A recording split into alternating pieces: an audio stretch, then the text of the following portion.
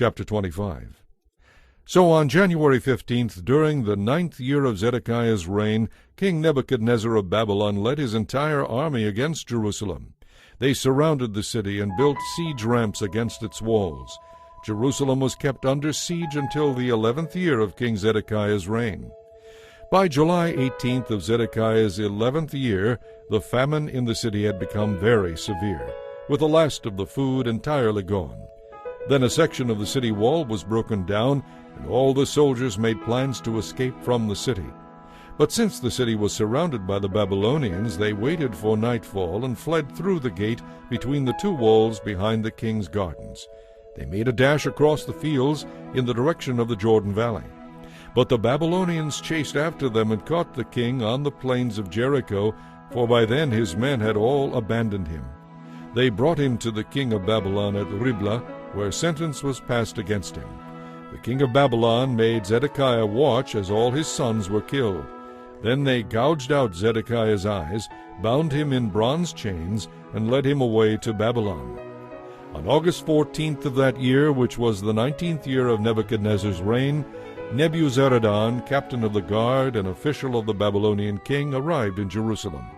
He burned down the temple of the Lord, the royal palace, and all the houses of Jerusalem. He destroyed all the important buildings in the city. Then the captain of the guard supervised the entire Babylonian army as they tore down the walls of Jerusalem. Nebuzaradan, captain of the guard, then took as exiles those who remained in the city, along with the rest of the people and the troops who had declared their allegiance to the king of Babylon. But the captain of the guard allowed some of the poorest people to stay behind in Judah to care for the vineyards and fields. The Babylonians broke up the bronze pillars, the bronze water carts, and the bronze sea that were at the Lord's temple, and they carried all the bronze away to Babylon. They also took all the pots, shovels, lamp snuffers, dishes, and all the other bronze utensils used for making sacrifices at the temple.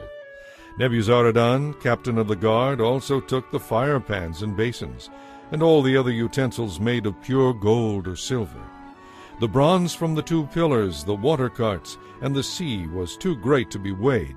These things had been made for the Lord's temple in the days of King Solomon. Each of the pillars was 27 feet tall. The bronze capital on top of each pillar was 7.5 feet high, and was decorated with a network of bronze pomegranates all the way around.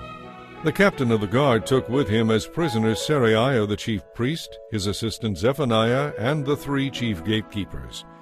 And of the people still hiding in the city, he took an officer of the Judean army, 5 of the king's personal advisers, the army commander's chief secretary, who was in charge of recruitment, and 60 other citizens. Nebuzaradan, the commander, took them all to the king of Babylon at Riblah. And there at Riblah, in the land of Hamath, the king of Babylon had them all put to death. So the people of Judah were sent into exile from their land. Then King Nebuchadnezzar appointed Gedaliah son of Ahikam and grandson of Shaphan as governor over the people left in Judah. When all the army commanders and their men learned that the king of Babylon had appointed Gedaliah as governor, they joined him at Mizpah. These included Ishmael son of Nethaniah, Johanan son of Kareah, Seraiah son of Tanhumeth the Netophathite, and Jaazaniah son of the Maacathite, and all their men. Gedaliah vowed to them that the Babylonian officials meant them no harm. "Live in the land and serve the king of Babylon, and all will go well for you," he promised. But in mid-autumn of that year, Ishmael son of Nethaniah and grandson of Elishama, who was of the royal family, went to Mizpah with 10 men and assassinated Gedaliah, and everyone with him, both Judeans and Babylonians.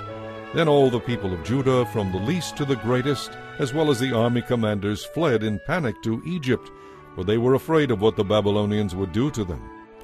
In the 37th year of King Jehoiachin's exile in Babylon, Evil-Merodach ascended to the Babylonian throne. He was kind to Jehoiachin and released him from prison on April 2nd of that year. He spoke pleasantly to Jehoiachin and gave him preferential treatment over all the other exiled kings in Babylon. He supplied Jehoiachin with new clothes to replace his prison garb and allowed him to dine at the king's table for the rest of his life. The Babylonian king also gave him a regular allowance to cover his living expenses until the day of his death.